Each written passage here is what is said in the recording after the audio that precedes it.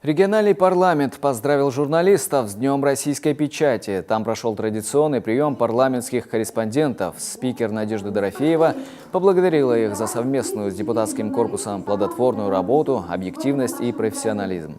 И пригласила всех принять участие в конкурсе «Время парламента», посвященного двойному юбилею – 80-летию законодательного органа власти и 100-летию коми-печати.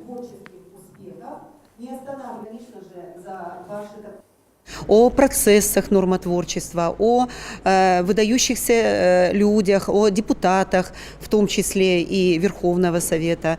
Кстати, вы, наверное, знаете, что депутатом первого созыва Верховного Совета по Сыктывкарскому округу был Сталин Иосиф Виссарионович.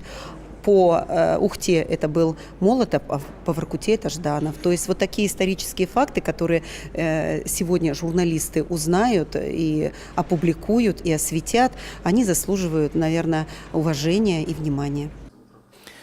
Сейчас в Госсовете планируют другие юбилейные мероприятия. Пока речь о 20 событиях. Это круглые столы, встречи и дни открытых дверей для учащихся.